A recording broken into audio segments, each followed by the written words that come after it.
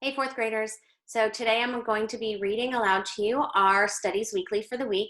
It is all about Florida's heritage and culture. So let me go ahead and share my screen. If you don't have your Studies Weekly with you, please get it out. You'll need a pencil or highlighter and your Studies Weekly. Remember, while I read aloud, I give you lots of hints and tips so that answering the questions at the end, especially the crossword, is much easier.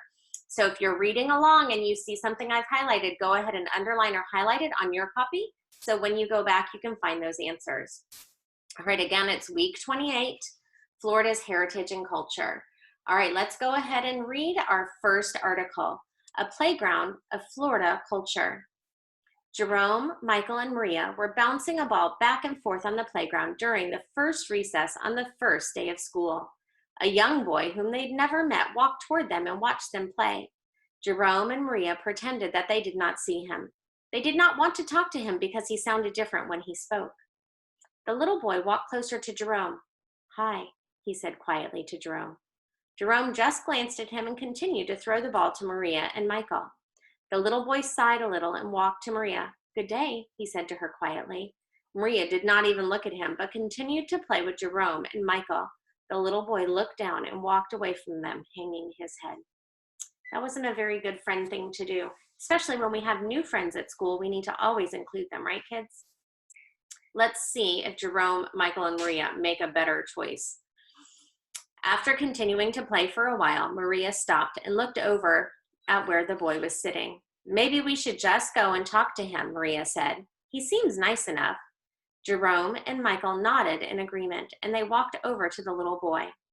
Maria sat down on the ground on one side, while Jerome and Michael stood on his other side. "Hi," Michael said to the boy. The boy looked up at him and said, "What's up?" "My name's Maria. What's yours?" Maria asked him. "Ronald," the little boy replied. "That's a nice name," Maria said, smiling at him. "Where are you from?" "I'm from Haiti." "Haiti? That's a strange name. Where's that?" Jerome asked him. "It's an island in the Caribbean Sea. My parents came here to give me a good education and to have their own business. They are very good at selling things, but they came here in hopes of a better life in America." "Wow, that's cool," Jerome told him. "I had earlier relatives who came over from Africa on ships as slaves." "Really?" Maria said. "I didn't know that. My family used to live in Cuba, but they decided to move to America for freedom and a better life. It sounds like we have some things in common." Michael smiled at everyone. "I'm from Florida. I didn't realize this state had so many different cultures. It's great to get to meet different kinds of people who have come to America to live. I'm glad that we decided to come over here. You seem like a great guy, Ronald." "Thank you," Ronald said, smiling at them. "It's great to finally make some new friends." It looks like they made the good choice and included them in their play and got to learn a little bit about each other in the process. So next time you're with your friends, you can ask them what their heritage and culture is, where they came from, if their families have always lived here in Florida, or if they came from other places. My family is actually from Chicago, up north, and they moved here when I was very little. And my parents, both of them, have different backgrounds. So on my mom's side, I am mostly European, French and German. And on my dad's side, there is some Lithuanian and some Czechoslovakian and some American Indian. So I have a lot of different heritages in my background. And my husband is Filipino, so my kids are European and Asian. So it's kind of fun to learn about your heritage. So that's one of the challenges this week, kids, is to find out what your background ethnicity is, and maybe do a little research and find out something interesting about it. All right, let's keep reading. Check out the main ingredients. Florida is made up of groups of people from all over the world. These people brought new languages, foods, customs, and ideas to our state. Every 10 years, the government counts all the people who live in our country. This count is called a census. The government also records how many people there are of each race and where they live. So every time that a year ends in 0, kids, we're in a census year, which means this year is a census year. It is 2020. And that means that your parents or guardians have gotten some questionnaires in the mail from the government asking how many people live there, what their backgrounds are, and if anyone has moved out. So this helps our government allocate resources and representation in the government. So every 10 years, they take a new count to make sure that they don't need to change where they're sending resources or money, or and also change maybe how many representatives that we have in the government. And this allows us to have equal representation. So it's super important that those census forms get filled out. All right, let's take a look at our pie chart and read the next paragraph that's all about it. A recent census shows that about 60% of Floridians are Caucasian or white. About 20% of Floridians identify as Hispanic. 17% of are African American. Just over 2% are Asian, and about 1% of Florida's population is American Indian. What a difference a century makes. In 1860, Florida had a population of 140,000 people. There were about 78,000 with European descent, which means they're white or Caucasian. About 61,000 with African descent who were also slaves at the time, and about 1,000 free African. Most of these residents were clustered along the northern part of the state, also known as the Panhandle. Florida had very little immigration. The government gave away free land and offered all sorts of ways to entice new people, but Florida's population didn't grow until the early 1900s. You learned about that way back in week 24. Florida's population is now over 20 million, more than 100 times what it was 150 years ago. When new refugees and immigrants come from the Caribbean and Latin America, they create new costs for Florida. The mixture of cultures sometimes causes social tension. The state of Florida no longer worries about attracting newcomers, and now the government of Florida is trying to find ways to curtail or limit the growth. Florida's African American community. Some of the very first African Americans in Florida had escaped slavery and came to Fort Mosey. Fort Mosey was a military base, kids, and if slaves could make their way there, they were given their freedom. And in exchange for that, they did help fight for the government. They lived there as free men and women. Others who escaped slavery found freedom with the Seminole Indians and actually became part of their tribe. However, there were some African Americans who lived in Florida who had been enslaved before the Civil War. Even when slavery was not allowed, there were many obstacles to civil liberty. But great leaders like Dr. Martin Luther King Jr. have led our country toward equal rights for all people. We did lots of reading on civil rights last week.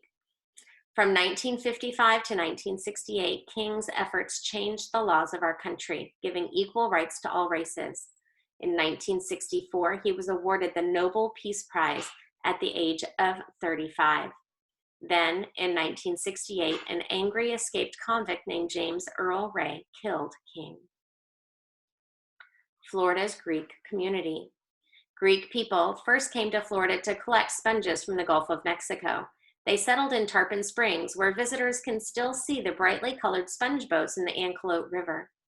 Family is very important to Greek culture. Weddings, funerals, and special occasions are celebrated with large parties and a lot of music, dancing, and food. Greek food is popular in Florida, and meals using feta cheese, yogurt, honey, olives, and olive oil are common. Baklava is another popular Greek food that is usually made with nuts and honey. It's a super yummy dessert. If you ever get a chance to try it, you should. Florida's Seminole and Miccosukee community. The Florida Seminole community is another important part of our multicultural society. After all, it is the oldest community or group of people in Florida. Unfortunately, most of the Seminole were killed or driven out during the Seminole Wars. After the last Seminole War, there were only 150 Seminole left in Florida. Since then, they've avoided attention and solved their own problems. Today, there are thousands of Seminole in Florida. One modern Seminole leader, Joe Dan Osceola, said, "There are good white man things and there are good Indian things. We want the best of both." Florida's Cuban community. Bernardino Gargol and Gavino Gutierrez were two of the first Cubans to move to Florida. They came here looking for a place to grow guava for their business. They also decided to start making and selling cigars. The business was so successful that many more Cubans moved to Florida to work for them. Today, Cubans are an important part of many Florida communities. Cubans have brought salsa music and mambo dancing to our state. Cuba has also brought us musicians like Enrique Jorgen and authors like Carmen Agrididi. Italy and China of the South. The Florida government wanted Italians to come to Florida because they were familiar with growing citrus. In 1873, Henry S. Sanford tried to recruit Italians by advertising Florida's warm climate. Florida also tried recruiting the Chinese because of their industriousness and skill in gardening. This recruitment failed because Florida residents wanted to treat the Chinese as the slaves were treated prior to the Civil War. So you can bet the Italians and Chinese decided to forget that offer. Florida's Asian Americans.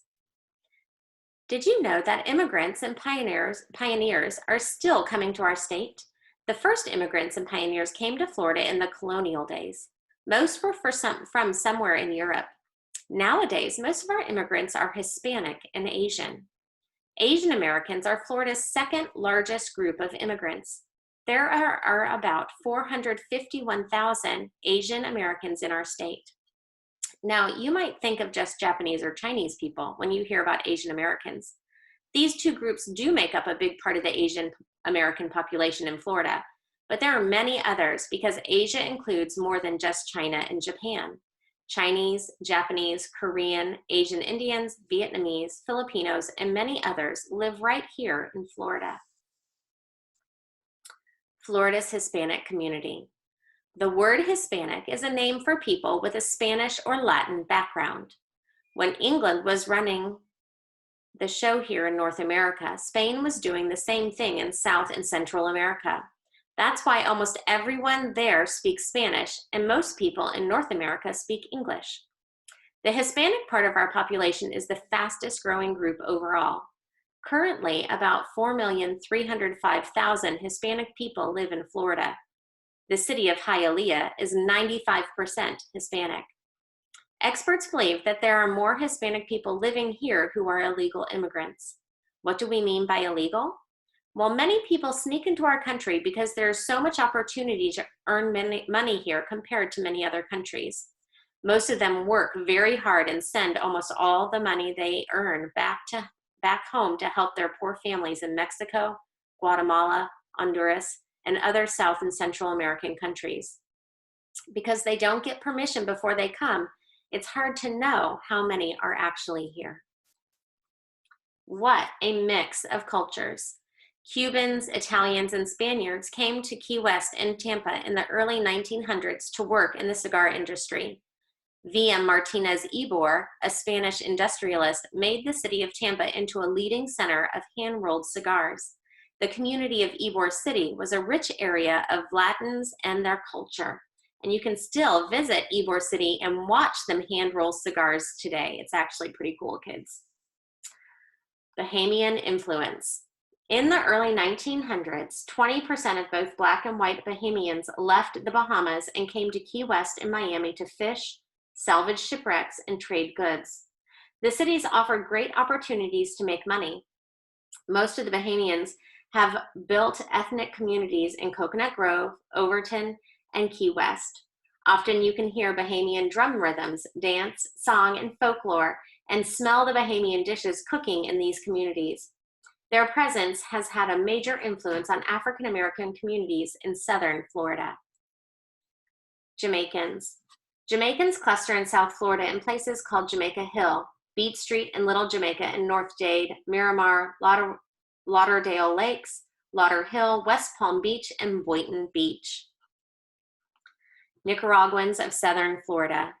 By the mid-1980s, 75,000 opponents of the leftist Sandinistas had established an exile base in Dade County. In 1990, a loosening of U.S. immigration policy toward Central Americans resulted in a mass exodus. Exodus means leaving or going to a different place, of Nicaraguan exiles who traveled through Mexico to Texas to Miami by bus. So just a little note on that. Nicaragua had lots of civil war and lots of fighting going on during the 80s. And so people wanted to leave there because it was unsafe. And so they were exiles or leaving Nicaragua to go to a different place. And many of them ended up in Miami or near Miami. Several hundred came each day. A peaceful transfer of power took place in 1990, and the migration of Nicaraguans has slowed down. So in 1990, the civil war in Nicaragua pretty much stopped. And so the exodus also stopped. So there's fewer Nicaraguans coming into Florida now.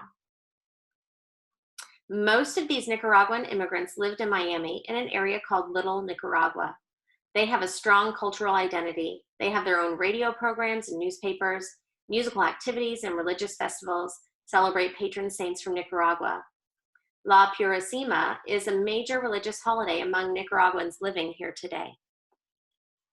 All right, let's keep reading. We're gonna skip to the Miami-Dade,